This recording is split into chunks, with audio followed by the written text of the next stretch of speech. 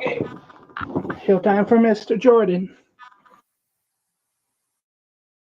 Mr. Squidward, welcome to the night shift.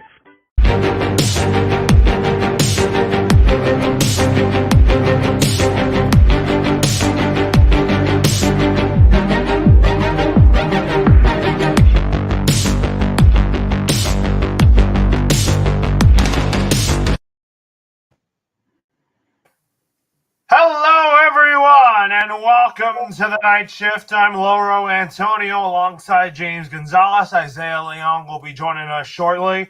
So, James, how are you doing today?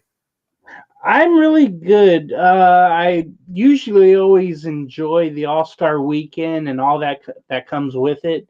But I've got some opinions definitely on it of what we saw tonight, and I'm happy to share with you what I think.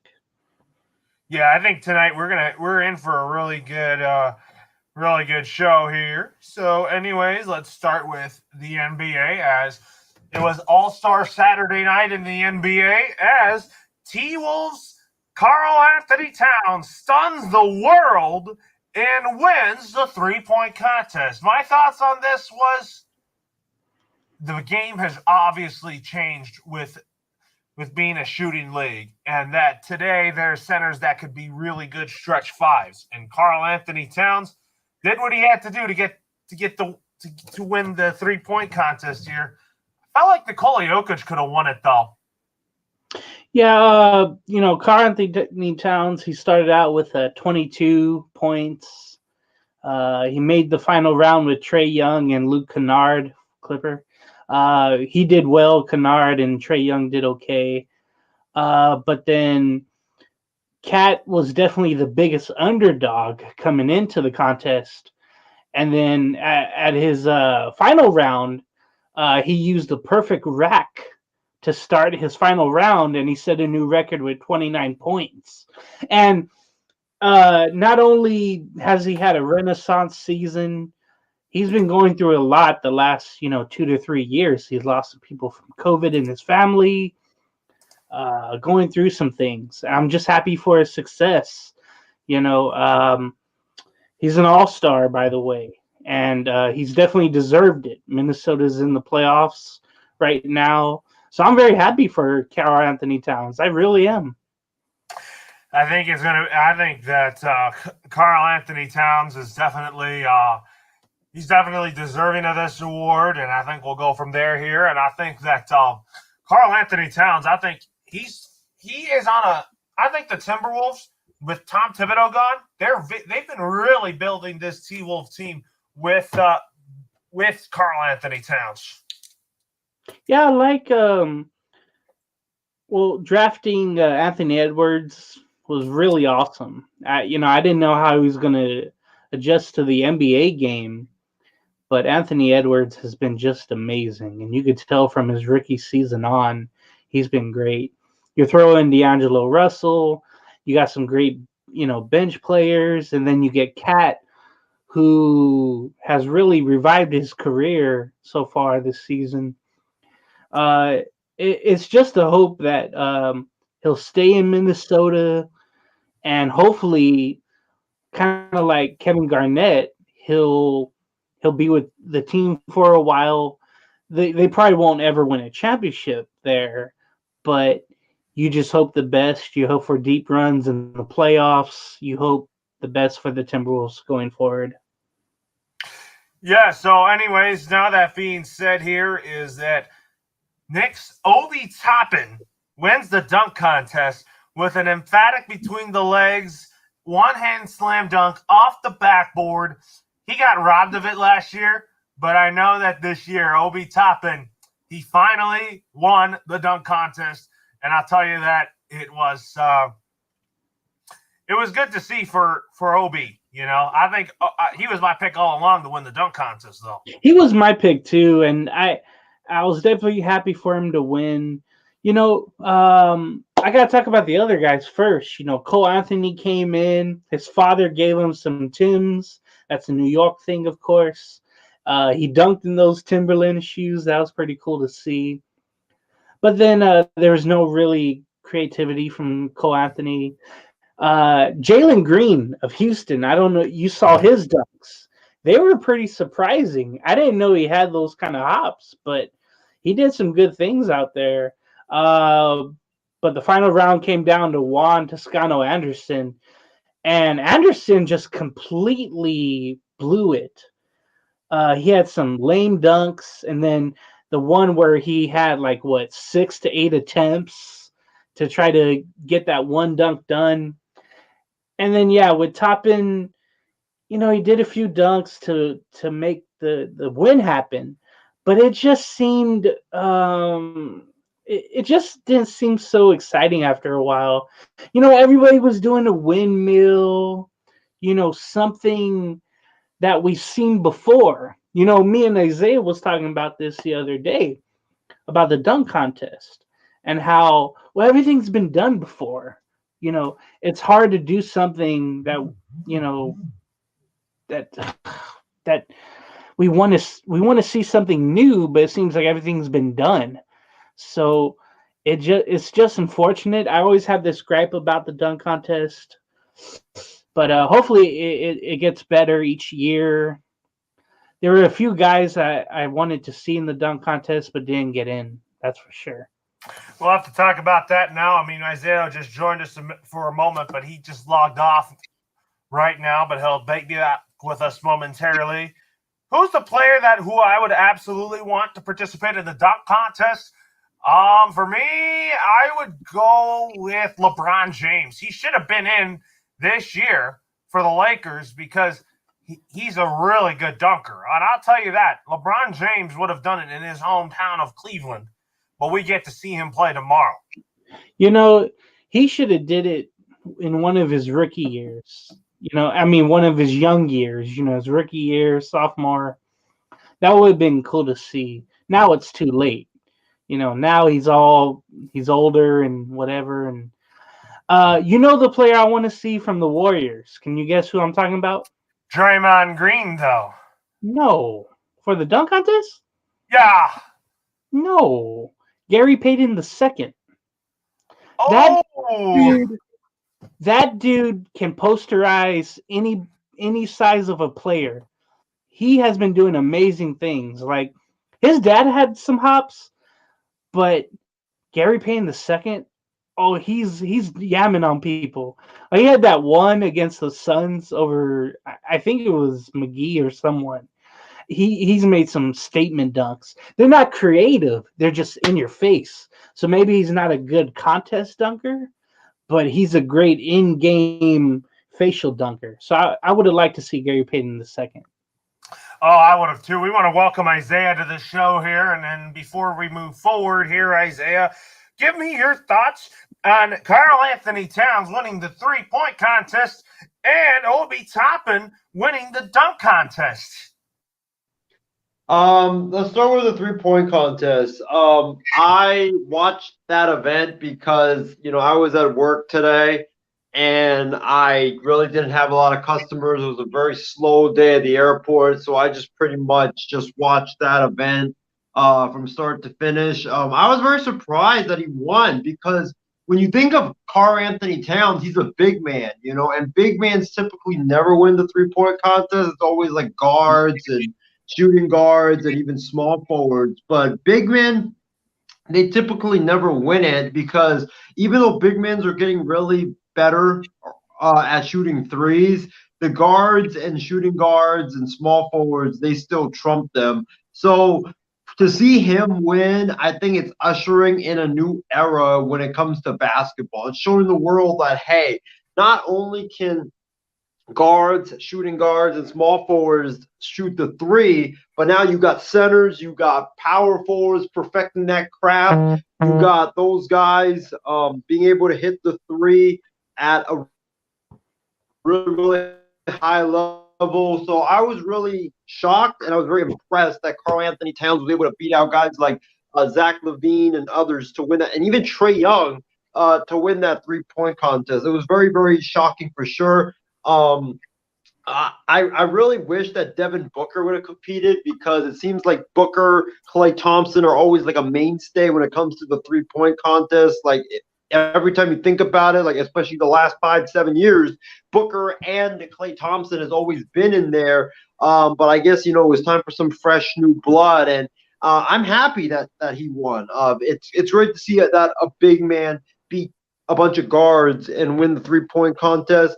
As far as the dunk contest is concerned, I think the NBA, they should do away with the dunk contest because, like me and James talked about, I think it was last night, basically every dunk in the textbooks have already been done. There's really no more ideas that you can think of that just hasn't been done. Like it's gotten to the point where it's really hard to think about ideas for the dunk contest. I think that's why the dunk contest has gotten so unimaginative and very, very stale. It's just because everything's just been done. So I don't know what you put in place of the dunk contest, but if it keeps going on, you're gonna just keep seeing the same result. Guys doing one-hand slams, or guys, jumping over cars, or doing dunks that's been repeated before. Because there's really nothing that you can think of really that will be like, wow, that's new and that's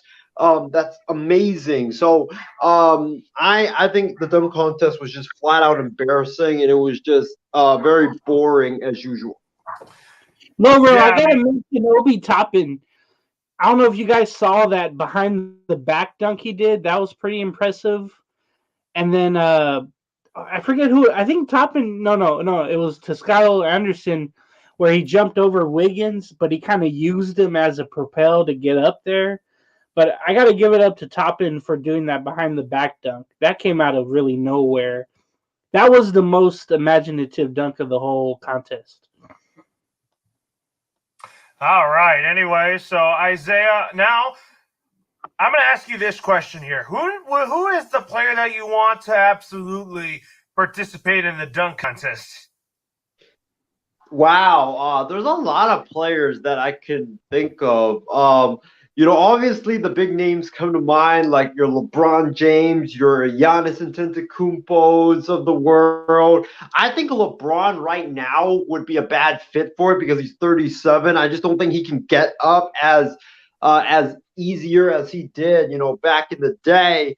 But if we're talking about Miami Heat, LeBron James, I mean, that dude would have excelled in the dunk contest, and it probably would have been, the second coming of, Michael Jordan's dunk contest if LeBron ever went and entered into the dunk contest. But for me, I'm probably going to say, and this might shock you, but I'm going to say the Ball brothers, Lonzo Ball and LaMelo Ball. Those guys got some hops. They got some hops.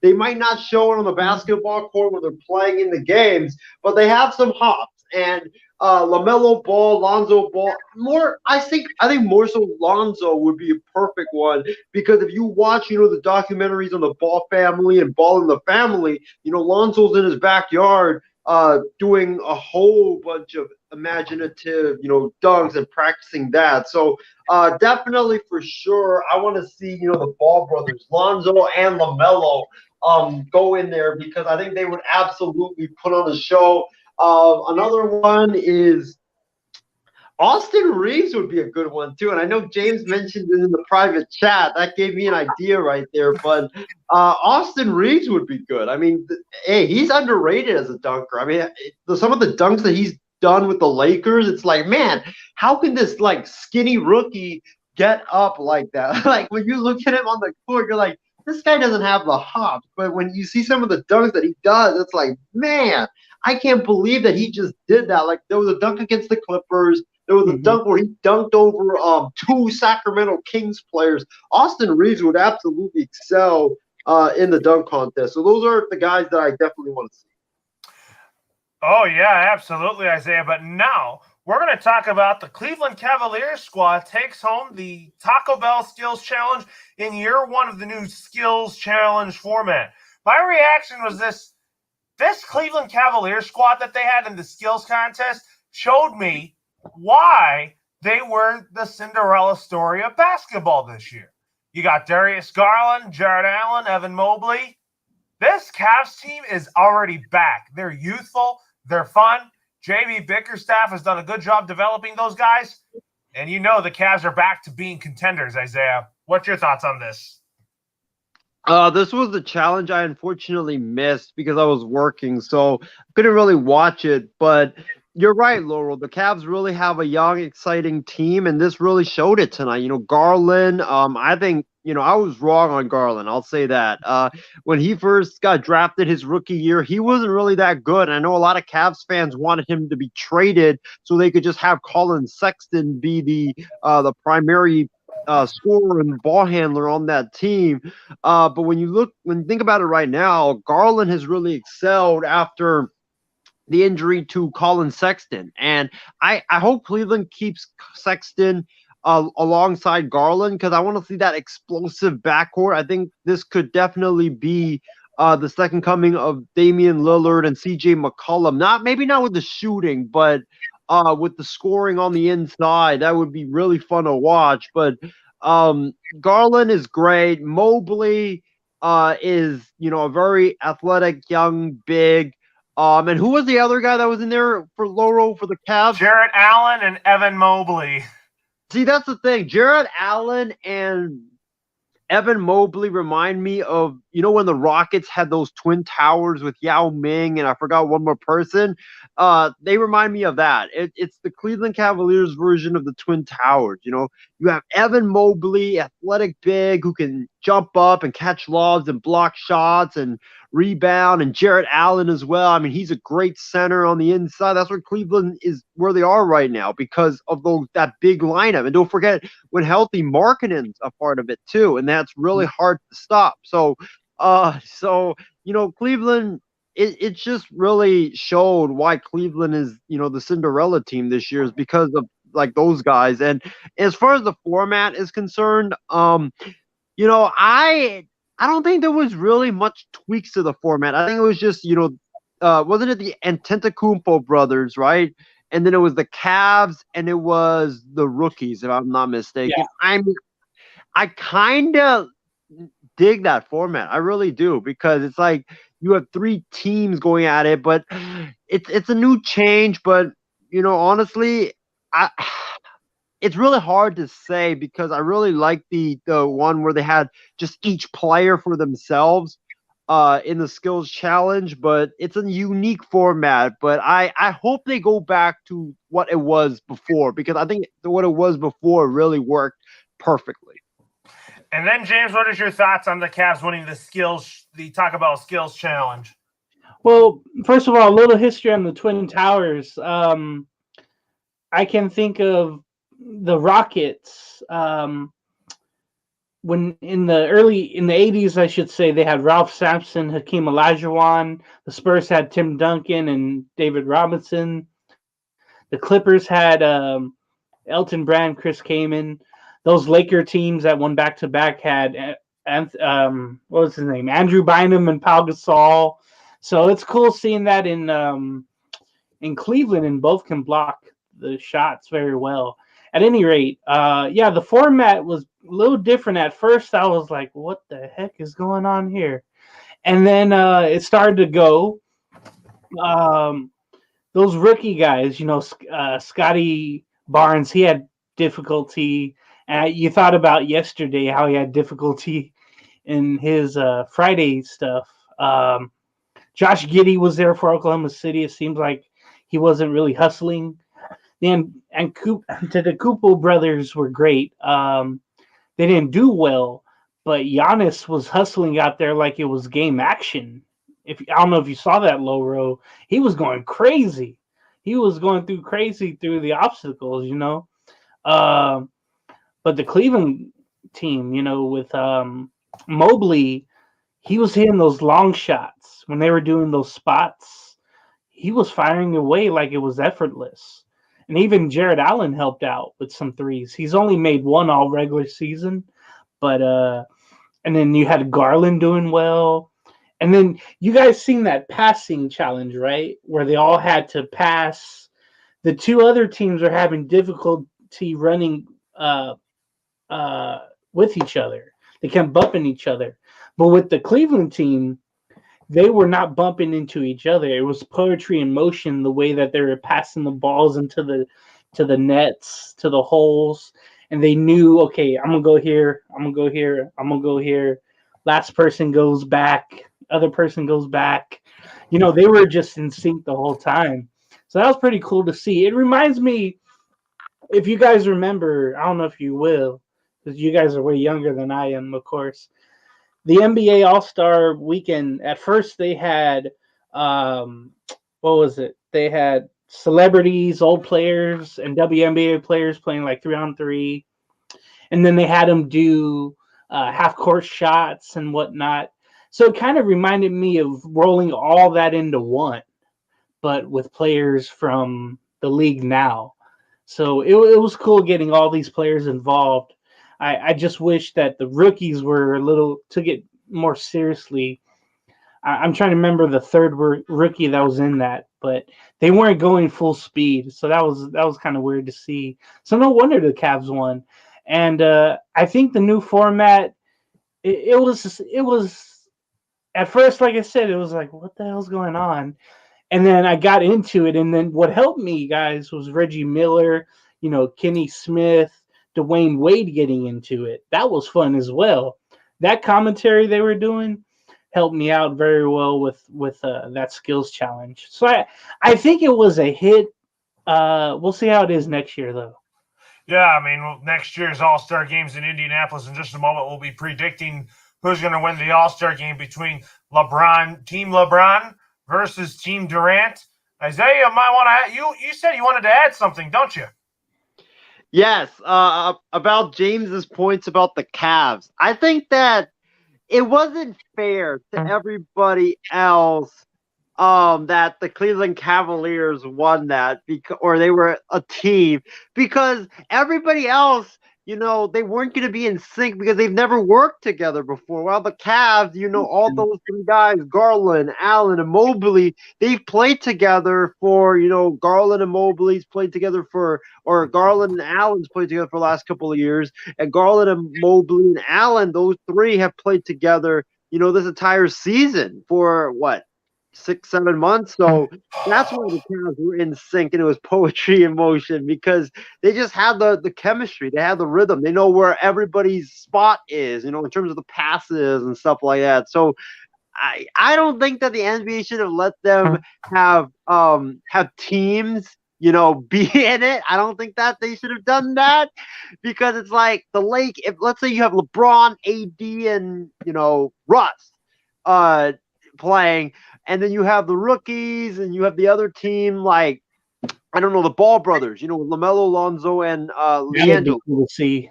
Oh, it would be, but of course the Lakers would win because they're in sync, and they played together longer. So that's why. But in terms of the new format, I'm like 50-50 on it. Hey, Cleveland had to win something, man.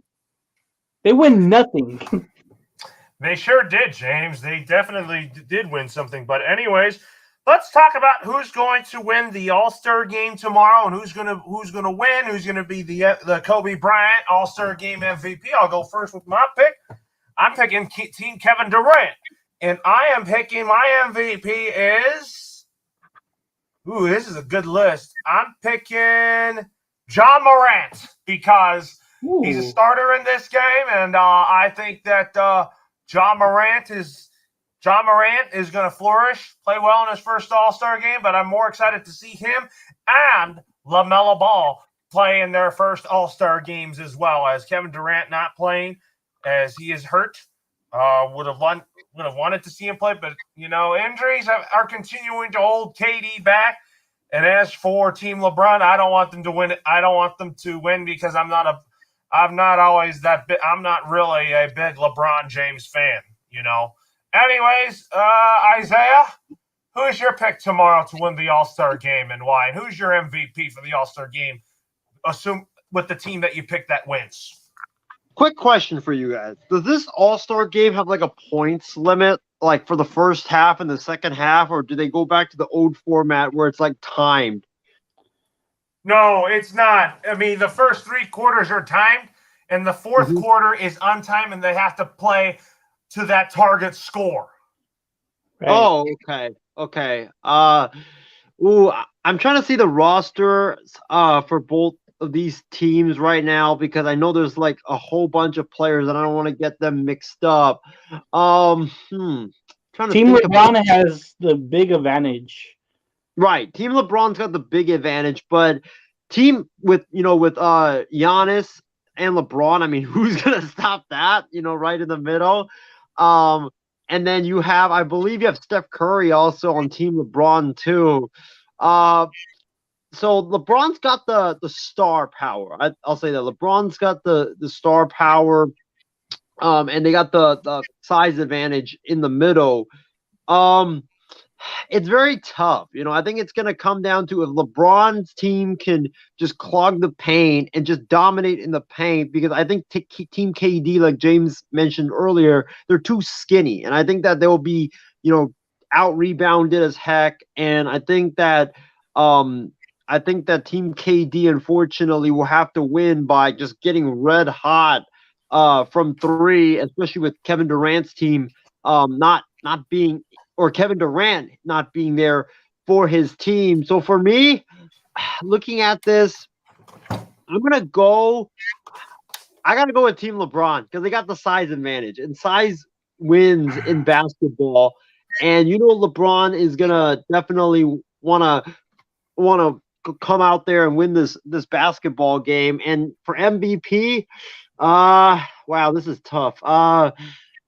I'm going to go with the king himself. Give me LeBron James. I think LeBron James will put up a great effort and probably put up over 30 points, and Team LeBron will win. But it's going to be a really good battle, and I can't wait to see it. And here's another vote prediction.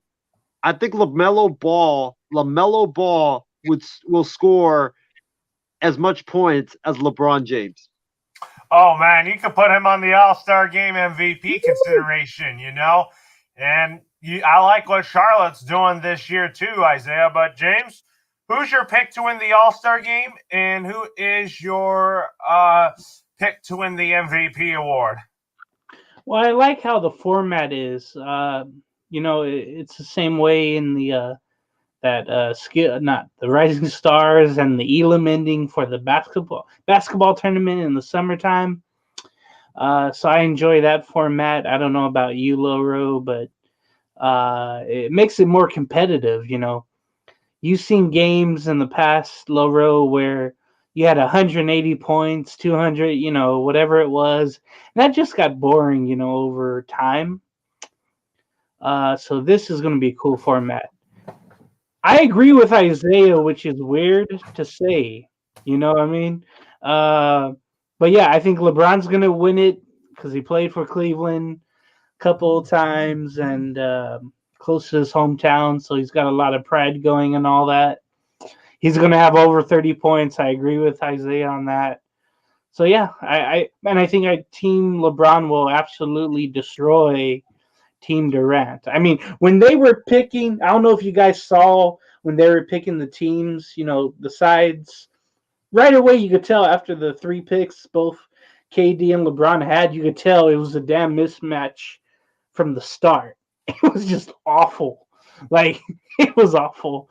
And then you know how the way Durant didn't want James Harden because they have some bad blood there. That was pretty funny to see. Think about that. Yeah, LeBron has all that talent, and his last pick was James Harden for an All-Star game. That's ridiculous. That's an unfair advantage. You're talking about Cleveland, Isaiah, in the last segment. Look at this crap. So yeah, LeBron's gonna win MVP, and his team's gonna win. Oh yeah, you're. Before we move on, I just want to say this, man. I am so bummed that LeBron James and Devin Booker aren't in the same team, man. I really wish they would, because my goodness, imagine the attention LeBron gets, and then he passes out to Booker for open threes. If Booker was on Team LeBron, Booker would be MVP, but he's on the other side. So, and you're right, James. It is a mismatch because, dude, LeBron, Giannis, and Steph Curry alone. Forget that. Yeah. Now you had James Harden. It's over. Call it a wrap.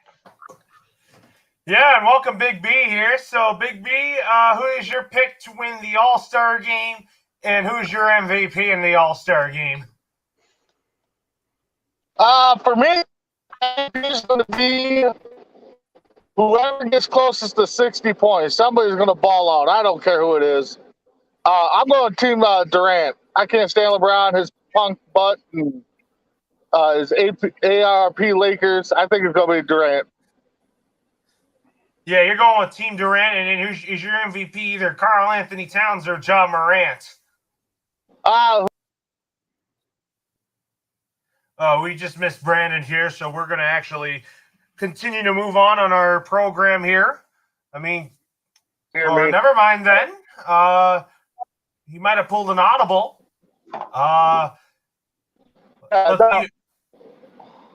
Omaha! You guys hear me? I think we can, yes. We got you, Big B. All right, yeah. Whoever scores 60 is going to be my MVP. That's all the NBA All-Star game is just high scoring.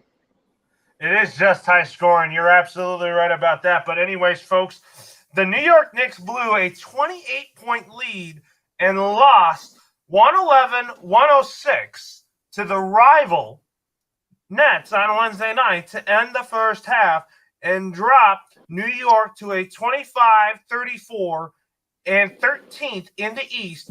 And now there are rumblings of friction of the Knicks front office and head coach Tom Thibodeau, and Thibodeau is on the hot seat. Who do you blame for the Knicks mess? And should Tom Thibodeau deserve to be fired?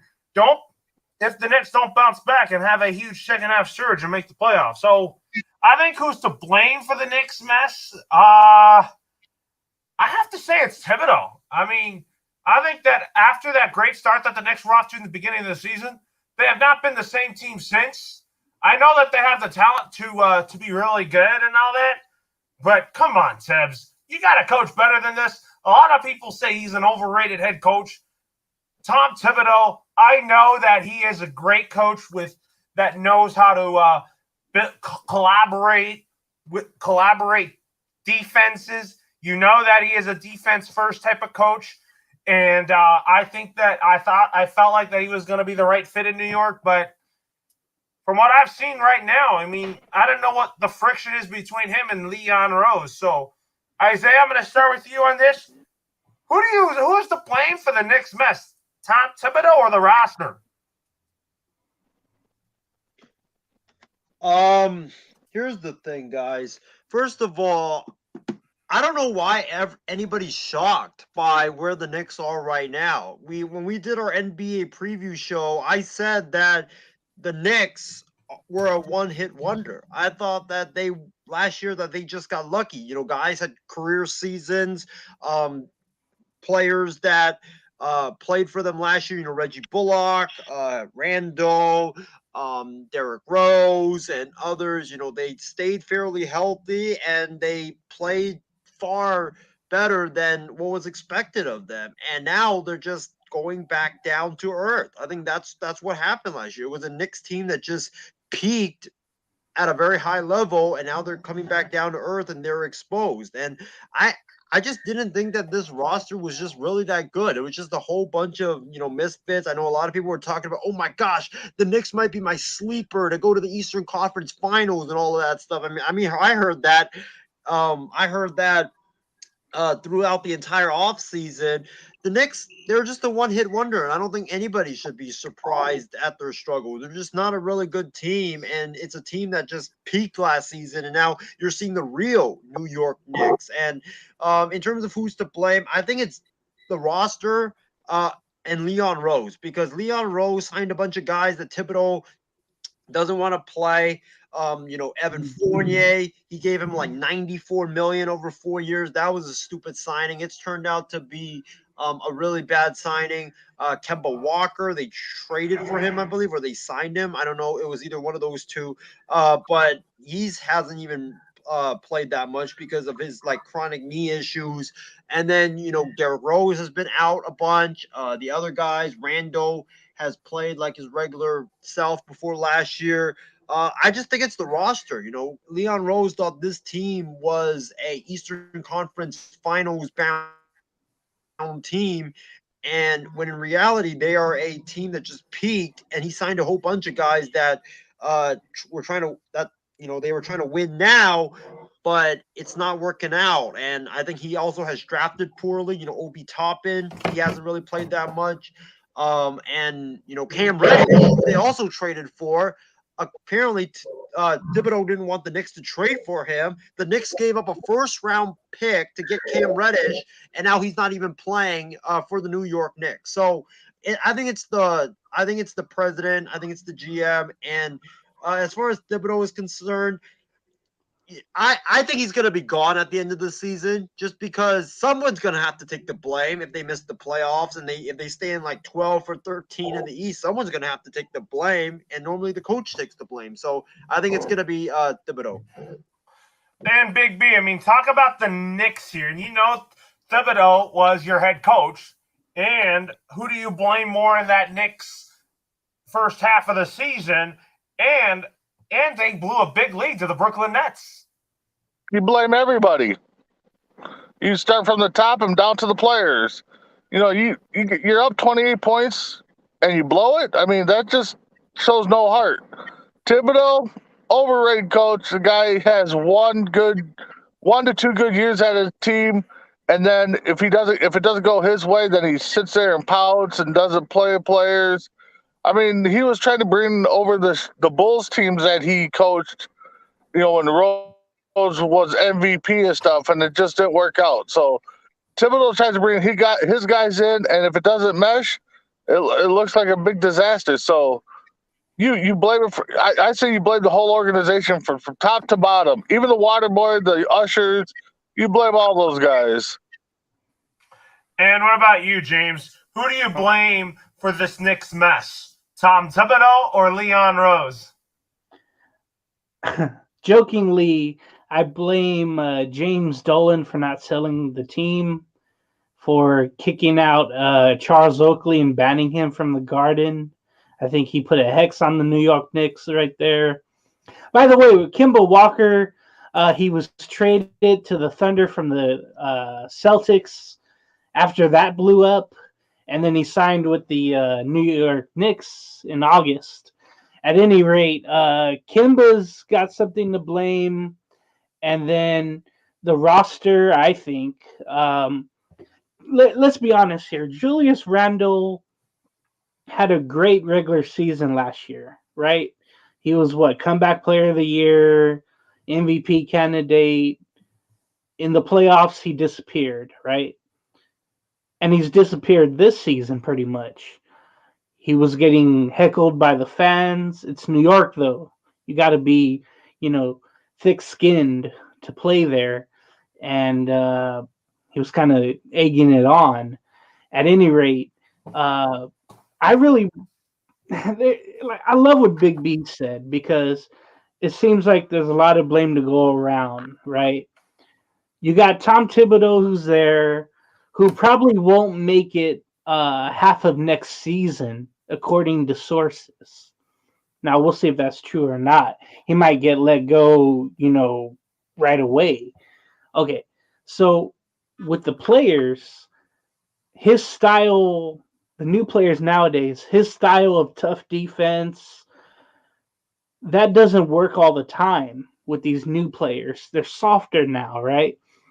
Like last year, okay, the defense was there, but Kemba Walker wasn't there, and he doesn't really play defense. He's a finesse player, let's just say.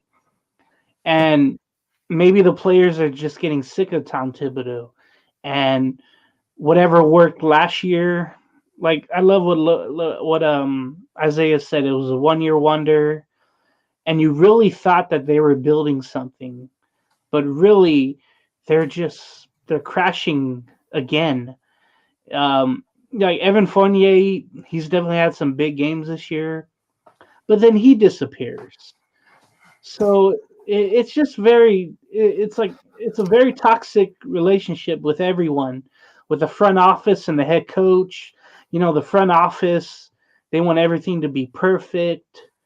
I'm saddened about that, because when you think about the history of the NBA, and you think where the league office is, when the New York Knicks are great in the NBA, the league is great, guys. There's no doubt about that. The Knicks play at the mecca of the NBA, Madison Square Garden.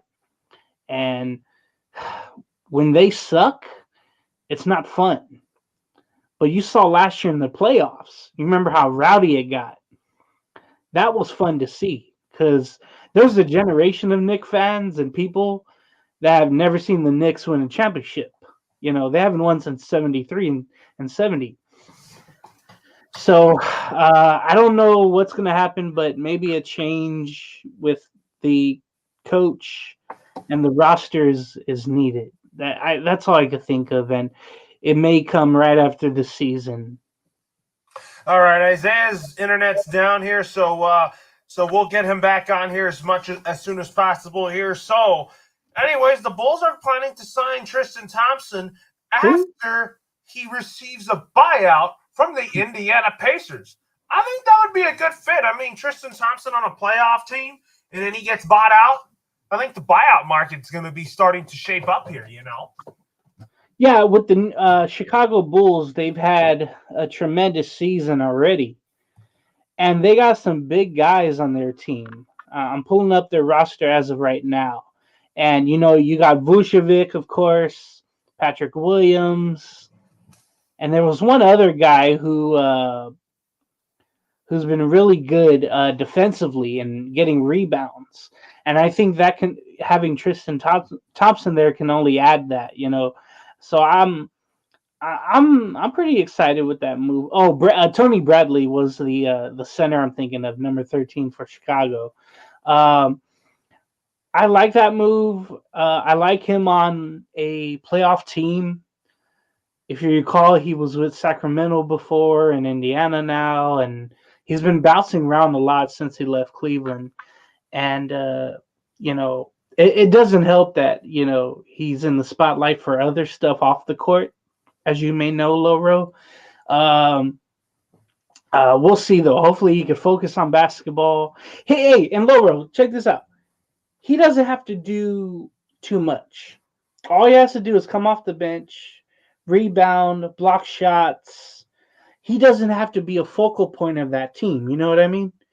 He just has to control the paint. So I'm really happy for Tristan getting another chance on a contender. I'm just hoping that he does well. Oh, yeah, I hope he does well, too, anyway. So, let's go to football now. So, the Steelers, I thought, when I first heard the news on this, I thought they did the right thing in hiring Brian Flores to be their senior defensive assistant and defensive line coach, despite the lawsuit that he filed against the NFL. And I was like, he better not be jobless in the NFL. He's a great man that knows how to coach, and the players love to play for him. And him going to the Pittsburgh Steelers, it tells me something that the Rooneys are really good. The Rooneys are very classy about this move, and I think that I give credit to the Rooney family for making this move. What is your thoughts on it? Well, let's not forget who's the head coach of the Pittsburgh Steelers. Mike Tomlin. And isn't he the same race as Brian Flores? Yes. So, yeah, it was all Mike Tomlin. Let's not give the Rooney Rule hasn't done much for the NFL. Let's not give him any credit on that. It's all Mike Tomlin. And I think that makes him even stronger on the coaching staff. I really liked Brian Flores as a head coach, but it seemed like he and the front office there in Miami just couldn't get along, I guess, or they had different philosophies. I think that was it, right? They just had different ways. And, it's a tricky situation with Brian Flores now. You would think he would have to drop his lawsuit. I mean, he could always bring it back, in the next offseason or whatnot, right? But being the new linebacker head coach and senior defensive analyst, those are two, when you think about them, those two jobs and the Steelers, those are big jobs. that can get you another head coaching job, or at least a defensive coordinator job down the road when you really think about it. Because you know what their best trait on the Steelers is, right, Loro? Defense. Exactly. So I'm this could lead to Brian Flores being a head coach in the near future, honestly, to me. So I'm just happy if the lawsuit's gone. Okay, all that dark cloud is gone, and it'd be great seeing him with Mike Tomlin. Oh, I think Mike Tomlin did a heck of a job in hiring Brian Flores to be the senior defensive assistant linebackers coach. He should be an associate head coach too, just because I feel like that he and Mike Tomlin could work together. If you look at the current coaching staff of the Pittsburgh Steelers, and then you got John Mitchell as the assistant head coach right now. I think that if you look at it, I think that the Pittsburgh Steelers are they're in a good place, and John Mitchell's right now one of the longest tenured head coaches in the longest tenured assistants on the Pittsburgh Steelers, and I really think that this was a really good move by the Steelers to do this. Bet. So, anyways, now that being said here, let's talk about some college football. Is that Arizona State quarterback Jaden Daniels announces his transfer from ASU. What is your thoughts on that? Well, it was only a few months after declaring he would, return to play, but there's been issues with the program. The offensive coordinator resigned, Zach Hill, in January. He was placed on administrative leave during an NCAA investigation that alleges improper recruiting practices prior to the 2020 season. So I think that's why Daniels left. I'm just wondering where he's going to go. I'm thinking Florida State or Nebraska, because now Daniels and 11 other scholarship players have entered the transfer protocol now, or transfer portal now, since November. So I think maybe he'll work well with receiver Johnny Wilson at Florida State, or follow corner Tommy Hill to Nebraska. But we'll see what happens.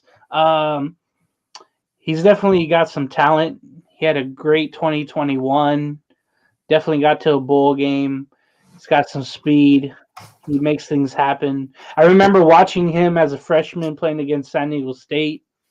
They did lose to the Aztecs, but Jalen Daniels, it seemed like he was trying to do everything on his own. But I think he's grown now, and he's definitely a better player. So whoever gets him out of that portal should have a great talent. All right. Anyways, folks, let's talk a little baseball here. Let's make this prediction. Will the MLB lockout end on February 28th? And my prediction on that is, I think that with them meeting every day, I think it's going to help. But if it's not, if they don't end it by February 28th, it's going to be a problem. But my prediction is I'm very cautiously optimistic that this whole MLB lockout is going to end by next Sunday. From what I'm hearing, that the owners are going to meet every day, and I think that there will be progress made in those meetings. As long as those meetings aren't 15 minutes long, right, Loro? Oh, yeah. Having 15... You get stuff done. You make every meeting productive and not be petty, and not put your egos aside, put your pride aside, and say, hey, let's do the best for everyone. Right, that's the only way it's going to work. Now, I'm ecstatic that they're meeting every day. That just shows me that they're very desperate, and it shows me that one side has to cave in, and it'll probably be the owners. Once they start looking at the figures and saying, "Well, hey, we're going to start losing money if they don't start playing games." So I think the owners would have to cave in first. So we'll see what happens by that deadline. As you know, The commissioner came out and said we need 4 weeks for spring training. So if they get things done, they could get that in right away and we can get going. But remember, this is the thing, guys. There's a lot of free agents out there. There's trades to be made. The GMs, whenever the game comes back, whenever they agree, those GMs are going to be busy for like a full couple of weeks getting their rosters made. And that's going to be an interesting time because there's limited time getting the players that they want and making those trades and making those signings. So if and when they get the lockout over, I'm definitely looking forward to the GMs and what they do because it's going to be manic panic all over the place. Oh yeah, absolutely. But Isaiah, now that you're back, if you could hear us here, so let's get your reaction first on the Bulls signing Tristan Thompson after receiving the buyout from the Pacers. Also, I want to get your thoughts on the Steelers hiring Brian Flores to be their new linebackers coach and senior defensive analyst for the Steelers. I think that's a good move that Mike Tomlin made. And also, before you give your prediction on the whole MLB lockout, when's going to end, since meetings will begin on Monday, what is your thoughts on Jaden Daniels announcing his transfer from ASU? Isaiah, start with Tristan Thompson's first, and then go with the Brian Flores situation. The Tristan Thompson thing really puzzled me because why would you sign with the Bulls? Like, I get the fact that, you know, the Bulls, they're in championship contention right now, but I think he would have gotten more playing time if he was in LA because the LA Lakers always like to play, you know, the big man and the old guys. So, and he's LeBron's best friend when they were on the Cleveland Cavaliers. So I'm shocked that he didn't sign with LA. I really thought he was going to come to the Lakers. I thought that he was going to take the Andre Jordan spot. I think that if he comes to LA, he would have gotten more playing time. But in Chicago, I mean, now you have Vucevic, who is still there. You have, you know, another big guy that I'm forgetting off the top of my head. Tony Bradley. What's up? Tony Bradley. Yes, you have Tony Bradley as well. Tristan Thompson, he's not going to really get that much playing time in Chicago. So I'm really shocked that he didn't sign with LeBron, but it is what it is. But I mean, I don't really think he's going to be that big of an impact just because he hasn't really been that big of an impact in like so long. So I think it's like more of a okay type of a move. It doesn't really move the needle. I didn't think it moved the needle there too. So now, what is your thoughts on Brian Flores being on the Pittsburgh Steelers coaching staff? And I felt like that I wanted him to still be a coach somewhere. As a Patriots fan myself, I'm happy that I got to see him back on an NFL coaching staff. My thoughts on it was that I was shocked. I didn't think he was ever going to get another job. So that's why I was shocked when I saw the news today roll down the ESPN ticker that he actually had been hired by the Pittsburgh Steelers. But I don't think we should be surprised because, you know, the Pittsburgh Steelers, who owns the Pittsburgh Steelers? That's right. The Rooneys. They are the ones that own the Pittsburgh Steelers. And what is this? The name of the rule for the African-American coaches to interview? It's the Rooney Rule. So it makes perfect sense that they hired him. I think it's a great hire for the Pittsburgh Steelers. You know, Brian Flores is a great coach. He's a great defensive mind. I'm going to be interested to see how he meshes with Minkah Fitzpatrick because Minkah Fitzpatrick is now on the Steelers. And the reason why he's on the Steelers is because him and Brian Flores didn't get along in Miami. So that's going to be very interesting. But I think it's a great hire for the Pittsburgh Steelers. I'm shocked that Pittsburgh got him because I thought that he was going to be like Colin Kaepernick and get blackballed from the league. And then also, what is your thoughts on Jaden Daniels announcing his transfer from ASU? My thoughts on it is that I was shocked because I heard that he had wanted to transfer, but then he rescinded his decision, and then now he's transferring again after like so many people have either resigned or gotten fired from Arizona State, like Zach Hill, their offensive coordinator, Antonio Pierce, their defensive coordinator, has been gone as well. Because ASU, they're in a scandal right now. I don't know if you guys heard about that, but they did a whole bunch of messed up recruiting stuff back in the COVID year. I think there were reports that they hid multiple recruits in empty suites so that they couldn't be found illegally recruiting. It's just a mess. And I think that this is unfortunately going to end with one of my favorite coaches, Herm Edwards, getting fired by Arizona State. That could happen too. But anyways, look, we talked a little bit about baseball and that the meetings for the new CBA begin on Monday night. I'm cautiously optimistic that it's going to end by next Sunday because I really don't want regular season games to be lost, Isaiah. What is your prediction on when this whole MLB lockout's going to come to an end? I am anxious to get this done and over with. I'm sick of it already. I am really hopeful that they can maybe get something done this week when they are meeting like almost every day of the week. It's a great thing that they are like meeting almost every day of the week. They should have done this at the beginning of the lockout. Why wait now? Look, Isaiah, before you go on here, sorry to interrupt here, man.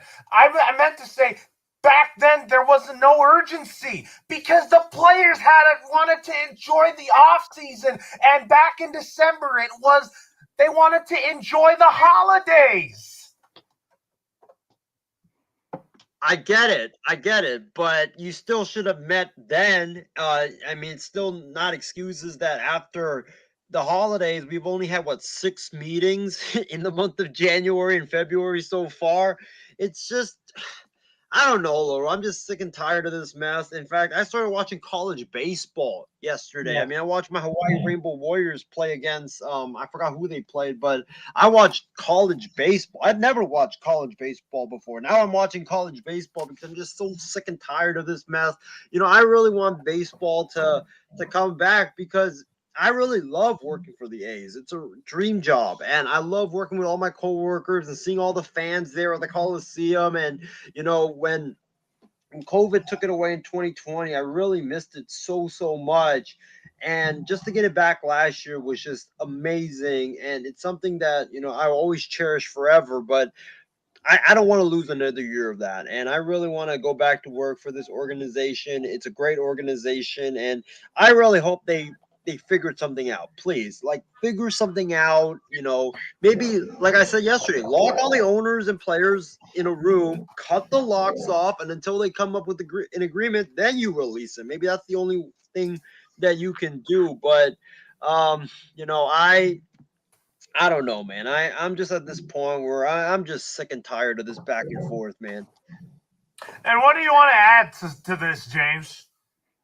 I just want to give a shout out to Casey King. Isaiah just mentioned college baseball. The Trojans of USC defeated, I think, South Carolina 2-0 in the opening game of the USC season. So I just want to give a shout out to Casey King, and we follow the USC Trojans a lot. So hopefully they get off on a good start. Because, I guess I'm following college baseball, and hopefully we'll have MLB.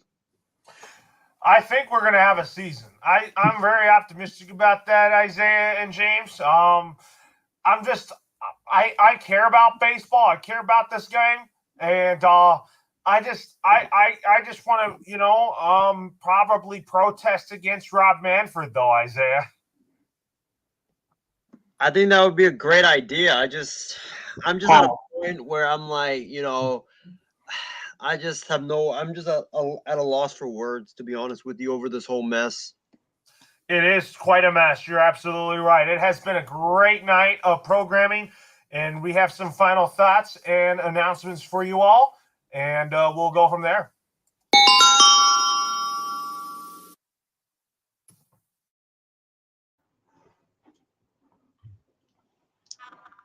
Folks, so tomorrow we have a new episode of The Extra Point.